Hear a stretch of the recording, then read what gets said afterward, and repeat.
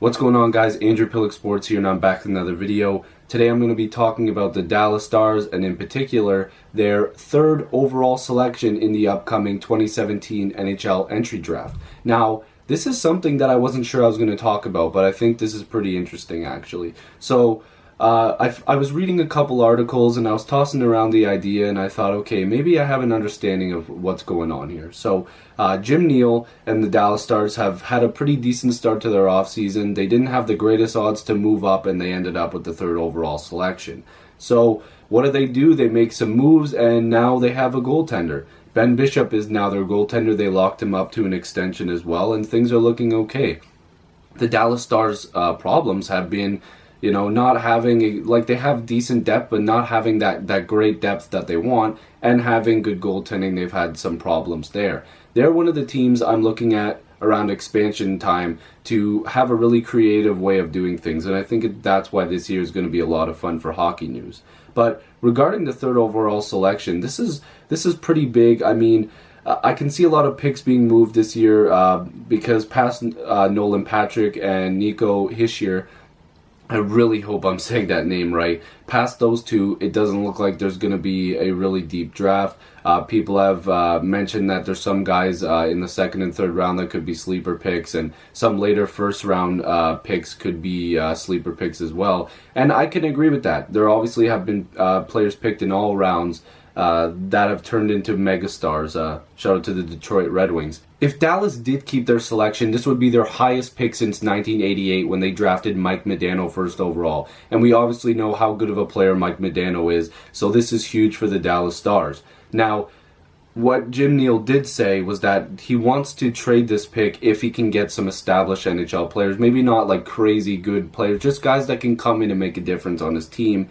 Again, going back to depth. The Dallas Stars want to have depth in their franchise, and that's fair to say. Every team wants good depth. And that third overall pick is something that they can, toss out there, and hopefully teams will bite. Because regardless of what your scouts may see, or, Toronto's or Buffalo's or Detroit's, whoever it is, some other team may see something else. And maybe that third overall pick is a lot more beneficial to that team. Now, I've heard some things about maybe the Canucks.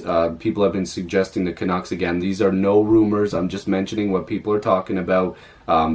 People on Twitter and whatever, just throwing teams out because I want to hear what you guys have to say. I've heard the Canucks. Somebody mentioned the Coyotes. Just some different scenarios, because people are also mentioning, Dallas can sweeten the pot because they can send back a prospect and maybe dump off a salary to one of these teams that have a lot of cap, which is fair to say. It will be interesting, and it will be cool to see what happens here. But that is true. If Dallas really wants to move this pick and make a splash, they could go, okay, we'll give you this pick, and we'll also dump this salary on you, and you can give us this, and then give us something else.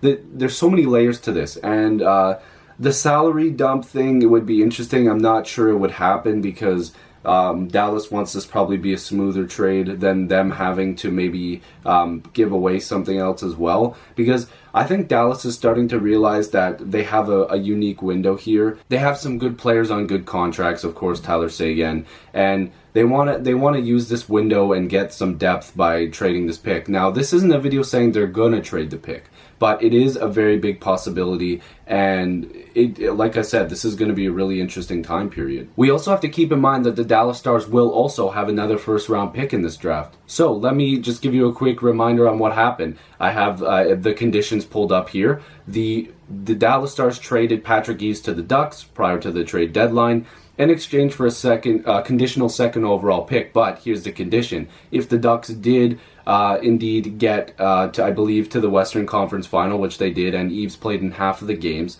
then that would become a first overall selection. So they will still have a first overall selection. So trading that pick becomes a little bit more expendable. Hopefully I'm using that word in the right sentence. But anyways, this is going to be interesting, and it's going to be fun to see what they do with this pick.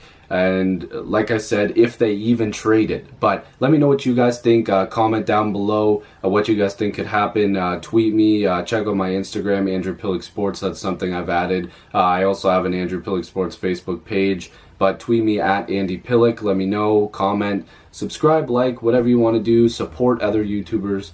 and I'll see you guys in the next video. Peace.